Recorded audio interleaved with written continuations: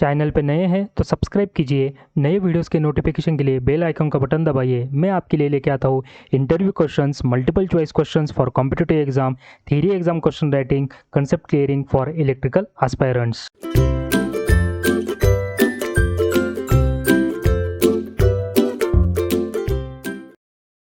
3 pin में ये जो अपर वाला पिन है ये मोटा और लंबा क्यों होता है? हेलो एवरीवन, मैं हूं तुषार। स्वागत करता हूं मेरे यूट्यूब चैनल इलेक्ट्रिकल ऊर्जा में। चलिए शुरुआत करते हैं इसके आंसर को। यहाँ पे एक 3 पिन प्लग है और एक 3 पिन सॉकेट है। तो सबसे पहले इस तीनों टर्मिनल के नाम हम लोग जान लेते हैं। तो पहला है अर्थ, दूसरा है लायु और फेज, और तीसरा है न्यूट्रल। अभी हम लोग एक सिंपल सर्किट में इस प्लग और सॉकेट को प्लेस करेंगे। तो इस सर्किट में आप देख सकते हो यहाँ पे क्या है, सॉकेट है और एक सिंपल वायरिंग डायग्राम यहाँ पे है।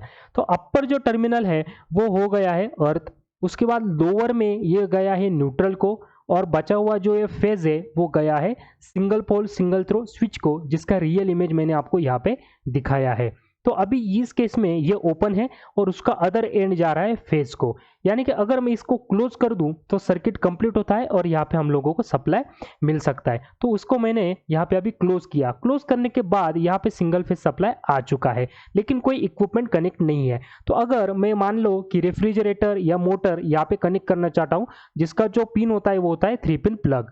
तो यहाँ पे यह है 3 पिन प्लग। अभी यहाँ पे देख सकते हो आप, यहाँ पे मैंने आपको क्लियरली इमेज में दिखाया है कि ये जो अपर टर्मिनल है उसका ये बहुत लंबा है as compared to the lower two terminal. तो जब आप इसको इस सॉकेट में प्लेस करोगे, यहाँ पे सप्लाई भी आ चुका है, तो सबसे पहले ये जो अपर टर्मिनल होगा ये यहाँ पे कांटेक्ट बना लेगा, यानी अर्थ हो जाएगा। उसके बाद फेज और न्यूट्रल कनेक्ट हो जाएंगे।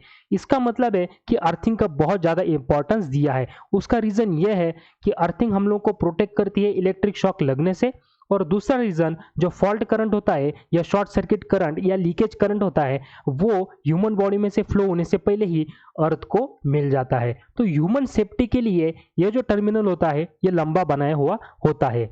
तो एक केस ये भी हो सकती है दोस्तों कि ये जो फेज है ये अगर अप्लायंसेस के किसी मेटेलिक बॉडी से कांटेक्ट में आ जाए तो उस अप्लायंस में एक लीकेज करंट या शॉर्ट सर्किट करंट या फॉल्ट करंट फ्लो हो जाएगा। और ऐसे इक्विपमेंट को अगर अर्थिंग नहीं दिया है और ह्यूमन बॉडी उसके कांटेक्ट में आ जाए तो ह्यूमन बॉडी में से करंट फ्लो हो जाएगा और हो सकता है कि उसको इलेक्ट्रिक शॉक भी लग जाए। तो उसके कारण अगर ये टर्मिनल लंबा रखता है और अर्थिंग भी प्रोवाइड हो, अगर इसको यहाँ पे इंसर्ट करें तो सबसे पहले जो भी कुछ लीकेज करंट होगा, शॉर्ट सर्किट करंट या फॉल्ट करंट होगा, वो सबसे पहले अर्थ हो जाएगा। उसके बाद इक्विपमेंट क्या होगा, ऑन होगा। तो ह्यूमन सेफ्टी के लिए ये जो टर्मिनल है ये यहाँ पे लंबा रखा है। तो दूसरा एक क्वेश्चन है कि लंबा तो रखा है लेकिन उसको जाड़ा यानी कि थिक क्यों किया है? तो हम लोगों को पता है दोस्तों, resistor is directly proportional to rho into L by A, where rho is the resistivity, L is the length of the resistor and A is the area of the resistor. तो यानी कि रजिस्टर इनवर्सली प्रोपोर्शनल है area को। तो यहाँ पे मैं लिख सकता हूँ अगर एरिया कम है तो यानी रजिस्टर बढ़ता है। तो उसको और में भी मैं लिख सकता हूँ कि एरिया अगर बढ़ा तो रजिस्टर कम होता है। तो इस टर्मिनल में से क्या होने वाला है दोस्तों, फॉल्ट करंट फ्लो होने वाला है। इसमें फ्लो होने वाला है करंट। तो करंट और रजिस्टर होता है इनवर्सली प्रोपोर्शनल। तो आपको क्या लगता है, फॉल्ट करंट ज्यादा जाना चाहिए या कम जाना चाहिए? तो ऑफ कोर्स अगर फॉल्ट करंट हो तो उसमें से जल्दी फ्लो हो जाना चाहिए। अगर इसमें से करंट जल्दी जाना चाहिए तो इसका मतलब है कि रेजिस्टेंस को कम रखना पड़ेगा। रेजिस्टेंस कम रखना पड़ेगा इसका मतलब है एरिया ज्यादा रखना पड़ेगा।